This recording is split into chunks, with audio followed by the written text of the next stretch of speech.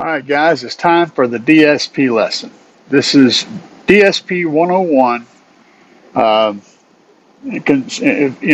Figuring you have no clue what's going on or you've just been messing with it a little bit, I'm going to show you the basics on how to set up a basic DSP. Now, as a footnote, this particular piece of software is actually for an amplifier with a built-in DSP. For that setup, we would use the main setting up here, which is a source button. And you would have a line 1 and line 2, or a left and right coax, or optical, or auxiliary, or Bluetooth. Any of these other settings, you're going to have just a left and a right going in here to this. And we're going to use aux because that's what most people are going to use.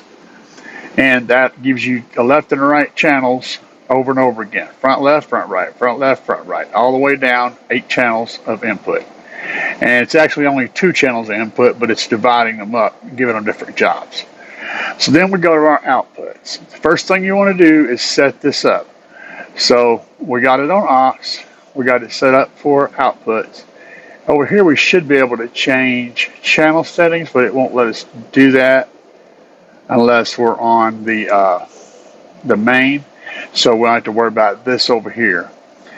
But the first thing we want to do is go up here and start with I usually set 1 and 2 as my tweeters. So we click on that, go down here to front tweeter. And that'll change front left and front right to both tweeters, and it'll also assign a crossover point, which is at 4,000 to nothing. So it's going to give it this signal by default. Now we can change this in a little bit, but this is the default setting. It also automatically assigns bezel at 24 dB roll-off. But we're going to go on down to our channels 3 and 4, and we're going to make those mid-range. And by doing that, it automatically assigns this curve to 3 and 4. Okay? And it give it a 500 to 4,000 frequency cutoff bezel at 24 dB. We go on down to channels 5 and 6, and I'm going to make those my woofers up front. So we're going to make those woofers. Bam. Okay? And this first setup. And then it made both of these woofers, gave them a frequency range of 80 hertz to 500 hertz. And it did the bezel 24-24. So that's good. Bandpass. And then we go down here to the very bottom, and we're going to make both of these subwoofers for now. So they're channel 7 and 8 are both subwoofers for now. Now you can change this. You can change this one to, say, a woofer, and then change 8 to a subwoofer, mono. And now you've got 2 different channels there, okay? But we're just going to do subwoofer on both of them for now, keeping it simple. So essentially we have 4 different frequencies. Now if you come over here to the right hand side, you'll see these little colored blocks over here.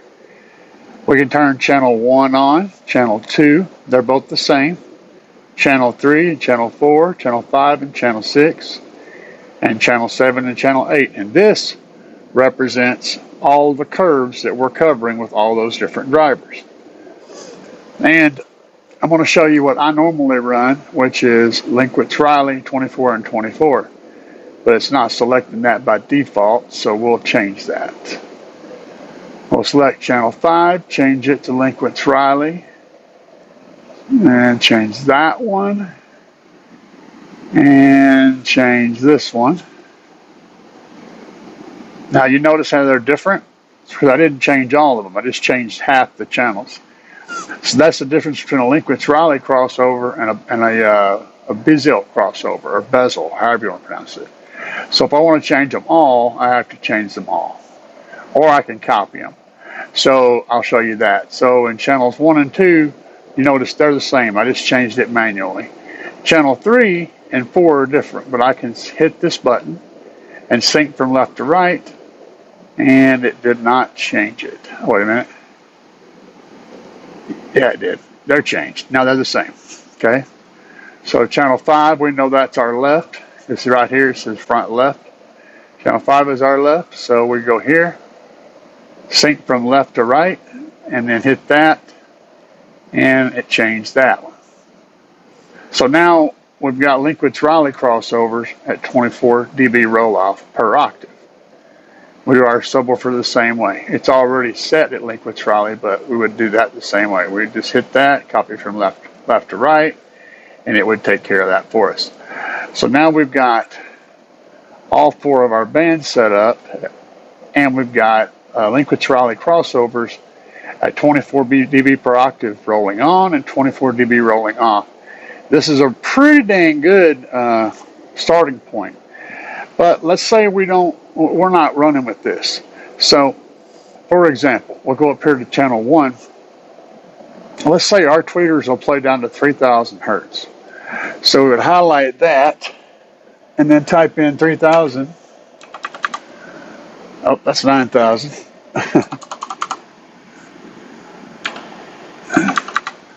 I did it again. Y'all understand that the camera's in between me and what I'm doing. And I'm using the number pad. I don't normally use that. We type in 3,000 and hit enter, and then it changed that one. See, now it's different. Now we're on channel 1. That's the first one. Now it's rolling off here, and channel 2's here. So if we want to make the other one the same, we can just hit link from left to right, and then it makes them both the same. So now they're rolling off at 3,000.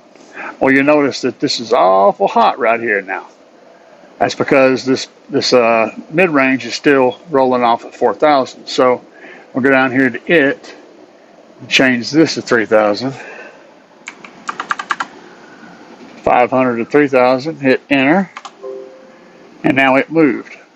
And except the other one didn't, but we can fix that. We just hit that. Now, oh, it did. It moved. It stayed locked in. Okay. So now it's crossing over at 3,000. I like that better. So that just you change the crossover points to what you want. This is actually pretty good. And 3,000 is what I like. Now I'm going to explain why I like to use Linkwitz-Riley rather than Bezel, okay, or rather than Butterworth. Butterworth has this really kind of sharp turn and drops. And the reason is this: if you go up here, this is some audio engineering stuff, but I'm going to give you the result of all the math you have to do. Let's take channel 1 for example and do a Butterworth on the bottom of it, and channel 3 will also do a Butterworth on the bottom of it, or the top of it. Now you see how this is same. It's the same crossover points, except now it's really tight right here. And what happens is there's so much information playing from the tweeter and from the mid-range that you end up with a spike right here. You end up with a really an amplified section that you got too much information coming from the tweeter and the mid-range combined in this 2,500 hertz to 3,150 hertz area, and it's going to get much louder in that area. By running the Linkwitz-Riley instead on those two as a crossover, what ends up happening is they end up canceling each other out. And there's a frequency flip that happens here. The phase flips in between these two. Now, like I said, I'm not going to get complicated except to say that when you run a 24 dB slope with the Linkwitz-Riley crossover, you end up with basically a flat volume output from that point where they're crossing over. So if you don't know anything else until you learn more and you start learning deeper and more intricate things, just start out with Linkwitz-Riley 24 dB roll off, and you'll be safe and you'll get your results you're looking for pretty quick. Now we've got all of our bandwidth covered. So let's say we want to do some more tweaking here. This right here, if you want to do our mid-range, for example, this is the mid-range. This is the high pass, and this is the low pass. So the high pass is here, put that number in. The low pass is here, put that number in. That creates this point right here. Then the slope, if we change that, let me see, there we go. You can see how that slope, it goes from, well, we got 18 and 24, 36, 48. You can see how that changes. And what's happening is that 24, if our slope is set to drop off at 500 hertz. So at 500 hertz, which is right here, it's dropping off at 24 decibels per octave. An octave is like going from C to C on a piano. That's an octave. So every time you go from this higher C, by the time you get to that lower C, you'll have lost 24 decibels of output. That's what that means. And the Linkwitz, Riley, Biesel, and Butterworth is just the curve of what's happening when you're going from 24 dB less from here to here. That this shape is what's happening, the shape of that action going from point A to point B. So if we use Butterworth, you'll notice that this point and this point will stay the same. See, they'll all be the same, but what changes is the curve of the drop-off. So it's the shape. All right, we understand that. Now we're on to the delay. Okay. Delay, also known as time alignment. It's over here. And we got different channels. You select which channel you want to time align. And what you're going to do is you're going to take a tape measure, and over here in your car, in your real car, on this speaker, for example, this tweeter, it's probably going to be the closest to you in your seat is that tweeter. It's going to be up there pretty high, and it's going to be on your side. So whatever that closest speaker is, you're going to measure from that speaker to the center of your headrest or into the area where your ear is going to be in the car seat. And you're going to write that measurement down. Let's assume that measurement is, say, 10 inches. It's going to be longer than that, but it doesn't matter. You're going to make it 10, so the math will be easy for right now. So you measure that one. And we'll go over here. You write down that 10 inches. And then you go over here to the right side. Click on this guy. You measure it the same distance over here. Let's say that's 30 inches. Okay? The other tweeter. Again, these numbers are not realistic. It's just for example. So that's 30 inches. Now what you'll do is take that 10 inches off of this one from that. So you're going to make that a 20-inch difference. Okay? So this will be 0. This one will be 0. This one will be 20. It was 30 when we started. We're going to take the 10 off and make it 20. So then you can go over to this channel 2, and you would change this to inches. And up here you would type in 20. And I probably didn't do that right. Let's see if we can get that right. My finger hit the wrong button. We type in 20, hit enter. Alright, so now that one's got its delay set up. And then we go, okay, we still got this 10-inch thing. That's the important thing. This is our base. It's always going to stay 0. And we measure this mid driver over here on the driver's side. Let's say it's 15 inches away. Okay? You take the 10 inches off and make it a 5. So you'd come over here to number 3 and you'd type in 5. Hit enter. You keep doing this process all the way through. And you go back here to the subwoofer. Let's say that's 60 inches away. Okay? Take that 10 inches off, and we got 50. So we'd make that a 50. And hit enter. Now it's got its delay. Well, I didn't do it. Yeah, I did. I did it right. There it is. The point is, that's how you set that up. Okay? And the reason you're taking away the 10 each time and leaving this one at 0 is because you don't need to delay the closest speaker. So it's sort of like when you weigh something that's in a container. You weigh the container first, and then you 0 the scale, and then you weigh the product. Okay, so in this case, we're weighing the container, which is 1. Okay, channel 1. We're measuring the container and getting our base, and we're making that a 0. Then we have to take that 10 or whatever that measurement is away from all the rest of them to to add their delay. Now, if you get confused about that, you can just start out with 1 and enter in the measurement. Then do measurement for 2, measurement for 3, measurement, all of them. That will work too. But you're just adding a little bit of delay to the system that you don't actually need, because you're delaying everything for that length of time. So get your measurement for 1, for your closest speaker, whatever that is. And then once you have that, subtract that from all the other measurements and just measure them and put them in as you go. And you'll be time aligned.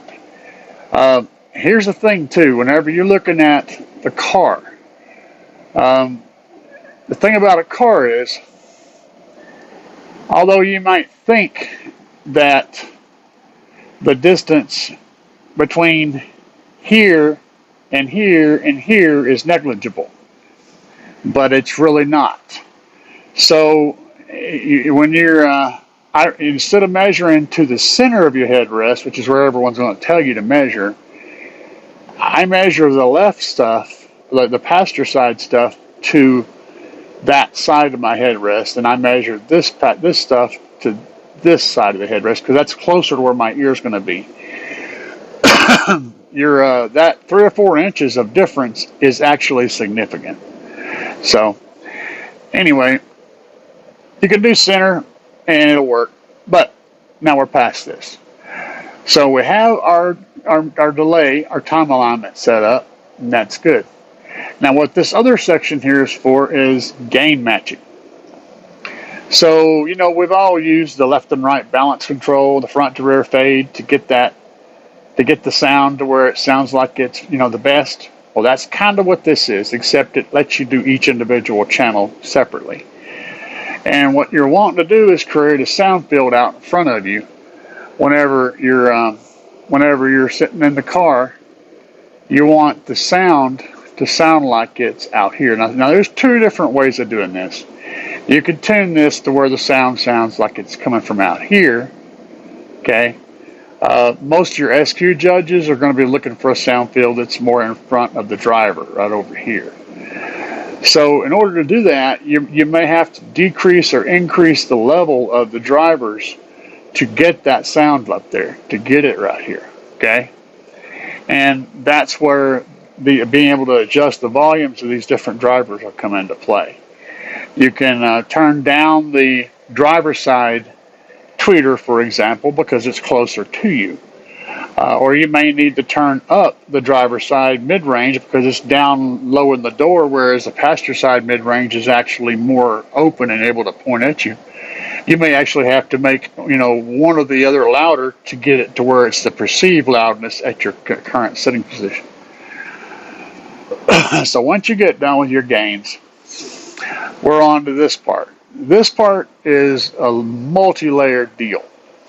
But we'll start out by explaining that this equalizer controls all these bands. And depending on which one you have selected is going to dictate what you're controlling. So I'm going to change the color set to red, make it a little more visible. Let's start out with 1. And in this case, we don't want them to link, okay? We want them separate. So if let's take all these other channels and make them go away. We can't see them. And we got 1 selected. There we go. 1 is up. Now we need to do a little tweaking. We decide we need to make that a little. And you can do this with the sliders. You can do it by changing the frequency. This actually lets you adjust it to a specific frequency. So say if you want 5500, you can do 55.5, 0, and then hit enter. And then it'll actually put that right at that frequency that you set. And then you can say how many dB you want to boost it or reduce it. We could do 2. Again, I'm trying to type 2.5. That might work. Okay. So that'll change it that way. You can do very precise movements, or you can click on it and drag it, and it'll show you the frequency down here in this little box. You can drag it around and get it where you want it that way, and then you can move it up and down that way also. You can boost it and you can drag it like that. There should be a cue. Yeah, here we go. So the cue, this is another thing that you have to learn about. The cue is it's down here at the bottom. Normally it's locked. It's not turned on. So if we have it set on DB, you can't change it. But if you set that on there, these little boxes down here will let you change your cue. Now I want to show you what the cue does. So let's say we make this change right here, okay? That shows you how much it affects each of the frequencies on both sides of it. Now that's at, what slider are we using? We don't even have a slider for that. Yeah, we do, this one. That's on this slider. Now, you notice the cue is at 7.74, and when I'm sliding it, it changes. So the lower this number is right here, the wider that is going to make that effect happen to the overall frequencies. Okay, so when I unselect that, go back to DB, it'll do its normal thing, and I can adjust it and move it around, put it where I want it. I can make this one come down and say, oh, I want that one to come down, but I also need this guy and this guy to come down too. So I hit my cue and then widen it a little bit, and then that would make it affect these more. So it gives you the option to affect more or much less. You know, if you just want to get that one little tiny spot that's offensive, you can do that. And of course, when you get done EQing this particular driver, you know, I don't have anything playing that low. When you get done, excuse me, there we go. When you get done EQing this driver, you got this driver's EQ set up, you know, you've done all your tweaking, everything is where you want it, right? And you move to channel 2. You notice how it's still the same. It's blue. And you can compare it to this one, or you can turn channel 2 on and channel 1 off. And I'm going to have to do that. Yeah, you got to click that button to clear channel 1. So now we have channel 2 up, or channel 1 up, excuse me. I think you can't. Oh, that's the reset. That clears everything except, oh, that's right. All right, here we go. Channel 2. That makes it happen. All right. I'm still learning some of the little tweaking bits. So you do each channel all the way through all the different channels that you want to run. And you get all your EQing done. And when you're done with that, or when you're done with your session, and by the way, up here, you can mute each individual channel. So if you just want to tune your tweeters, for example, you can mute all of them except the channel that you want to tune. So you can mute these guys. I think maybe that button, I don't know what that does, actually. But you can mute each of your channels that you don't want to play, and then leave the ones up that you're tuning, and then you'll only hear what's coming on out of those channels. So that's cool. We're starting to get into features now that are specific to this particular software, but it's going to be similar on any other software. So, and there we go.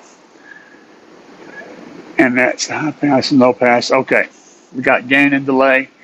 And then there's one more thing up here. Where's it at? That's crossovers. That's delay. That's gain. Oh, yeah, the main gain. So each one of these guys is a gain for that specific channel. I told you about that. But then you also have the sub gain right here, which allows you to do the sub. And then you have the main gain. This is kind of like the gain knob on an amplifier. And you can set this to a certain point. You can use this to limit your output of your overall system if you want to.